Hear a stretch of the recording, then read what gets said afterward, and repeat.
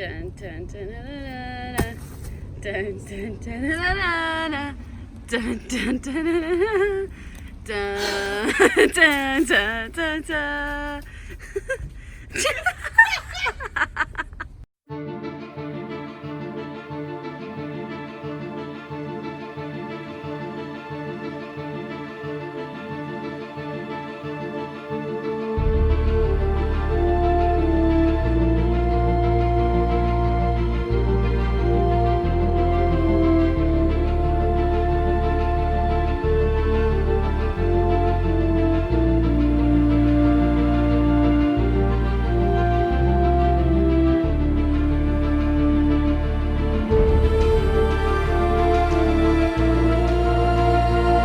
Hey y'all, Taylor here, and welcome back to my channel. My tutorial today is going to be how I styled my second attempt at a gender-bent All Might wig. I styled an All Might wig a couple years back, and there were just some things that I wasn't too crazy about, and I figured I would pass on the stuff that I learned from my first try to you guys in my second attempt. So down below is where I'm going to link all of the items that I used in order to make this wig. So let's go ahead and get started. So step one is going to be to actually design your antenna. Now I'm going to have links down below into my Etsy shop with 3 different styles of All Might wig antenna patterns that I've designed. This one that I'm holding here is actually the original wig pattern that I used for my first wig. It was really bulky and it wasn't quite as dainty as I wanted it to be, but I did use it in order to help me to mirror the hairline. So I'm going to use that hairline to start my stencil. And then I'm going to just sketch out various patterns that I might use for my All Might wig. I ended up drawing 3 different patterns, and I cut those 3 patterns out. After they were cut out, I used sewing pins to pin them to my wig head. And then I taped them down so I could kind of get an idea of how tall they were going to be when the whole project was finished. This is really important because paper, it's really easy to start over, but once you start adding glue and wig wefts, it becomes a whole lot harder to adjust the size of them. And it's up to you, again, this is your design of your antenna, but All Might has little frays that come off the sides of his hair, depending on like how actiony he seems to be at the moment. They get to be more frayed or less frayed. So I'm going with a less frayed option because I want it to be pretty. Put a little tick mark showing where it lines up with the main portion of the antenna. There is a reason why I'm drawing this on separate paper, but we'll get to that later. Add a little extra flap coming off of the side of it for you to be able to attach it to the back of the main antenna portion later on. Go ahead and cut that out, and again, you're going to try this on for size. Make sure you like it, make sure you're satisfied with the look, because again, it's so much cheaper to make your mistakes in paper than it is to make them on the actual wig wefts themselves. So for the main antenna, I want it to be pretty thin. So I am using this really thin craft foam. You can get it in rolls at Joann's or off Amazon. I'll have the link below. But you only really want to do this for the main portion of the antenna. So silly me, apparently I did not remember to hit record on this part of the process. What I did is I just took Floral wire and I laid it down and hot glued it onto the back of the antenna so you can see that they face opposite directions. Once that hot glue was down and I had the wires in place, I put little pieces of fabric across it in 4 sections just to make sure that it was securely attached to the foam itself. And the little pieces of the antenna I cut out on the back of a folder, like a manila folder, so that it would still have structure, but be thin, thin, thin, and that is exactly what I wanted. Then I painted it yellow to hide it when the wig hairs go on. Alright y'all, strap on your patient boots, because this is where it starts to become annoying. I cut my wefts in half because I ordered the extra long, and I did not want them to be that much longer than my antenna. I used a comb to help flatten out the wefts that I had cut, and then I used that same cone to start... Cone? Good lord. Why is this such a hard word for me to say? Use your traffic cone to section off a small piece because it is easier to work with less at one time. Take your small piece, spread it out as wide as you're able to, and then start to pat it down with hot glue. You don't have to use your fingers for this, you could use an extra piece of foam or anything else. But once you have that kind of glued down, clip it into place so you can start to work the fibers at the base into the place that you want them. To achieve that permanence, you're going to use your fabric glue to set the fibers onto the foam core that you're using for your antenna. It doesn't take a whole lot, but you're going to want to use your fingers or that extra piece of foam to start to work the glue into the fibers so that it really adheres to all of them and you don't have any falling off in the middle of your con. Truly, this is just a process of gluing and combing and hairspraying and clipping repeatedly.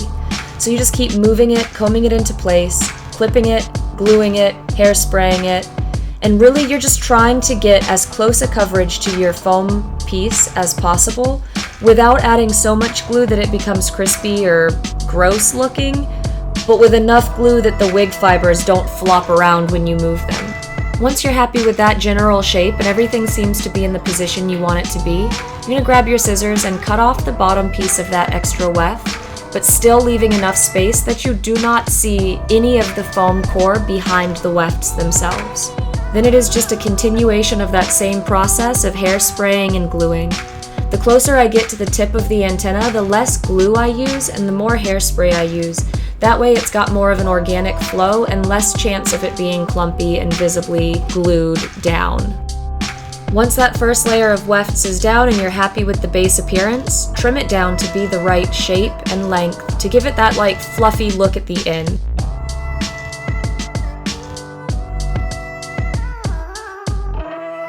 Grab your scissors and clean up that hairline you created on your pattern in the beginning so that when you put it into the wig, it's going to be nice and clean. The process of covering the small part of the antenna is going to be the exact same as the coverage of the main piece of the antenna.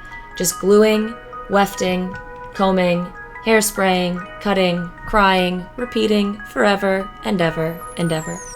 At this point, I'm using an extra piece of foam to help me push down the hot glue because my hot glue gun gets really frickin' hot and I'm not trying to blister. So be really careful as you do this process. You really don't want to burn yourself because it is not fun or worth it. Protect yourself from injury as you cosplay, y'all! Like I said, the rest of this process is pretty much repeating what you've already done in the first portion of the antenna. Now I only covered one side of it and that side is the front. So I'm going to turn that front side down onto the back piece of the antenna that I already covered, and using my pattern, I'm going to mark where I want to glue it down. That way it actually looks like the design I made in the beginning. Using hot glue, I do it weft to weft. That way it creates that double layered effect. That's why we also drew it on two separate pieces of paper to give it more dimension. At that point, it's just back to the process of gluing and combing and blah blah blah blah blah and getting it perfectly covered so that it's beautiful. But this is the back of the antenna, so don't worry too much about it looking too perfect. No one's ever really going to see the back part anyways. But when you flip it over to work on the other side, you definitely want to try to keep it as clean as possible. To fill in holes, you just add more weft. I'm using a sewing needle right now to help me move little pieces of hair onto the hot glue I just added. It gives you a little bit more control than trying to use your fingers or your scissors. So just use whatever you can find around you to help you get the shape you're wanting. As it gets finished, as you start to find that final shape, the final dimensions, use your scissors to cut off extra pieces. And again, use sewing needles to hold stuff in place while the glue dries. It works really well. And it doesn't leave indents like clips do. From there, everything else is the same, so let's move straight into the styling. To start, I separated off the front portion of the wig, right where the lace ends and the wig cap begins. You can see here where that weft starts. So I've combed those front bang pieces down and forward and clipped them out of way so that I could put my wires onto the wig, and using sewing needles, I marked where I wanted the wires to insert into the wig cap. Now I had a hard time here, so I had to take the wig off of the wig head and then kind of sew those wires into place, and then you just do that on both sides, making sure that the bangs that you set forward stay out of the way, because eventually those are going to be how you blend your little pieces into the wig itself. So here I've combed that wig extra up into the antennas, I've clipped it into place, and now I'm going to start gluing, but you really want to make sure everything is in the right place before you start this, because when you start adding hot glue, it becomes something that is permanent and very difficult to change. Now I'm separating off some wefts to be able to blend it into the back. Again, nobody really sees this part, but you want your wig to look good from all angles. So be continuously walking around your wig and constantly working on making it look even better and better so that when it's in pictures, if it looks really good up close, it'll look really, really good in photos. So constantly walk around your wig. Now comes the blending. I'm going to be really tedious about this part. I comb it into place first and then clip it, and then using my fabric glue on my fingers, I'm brushing the wig fibers into place, and then holding it there with my hands.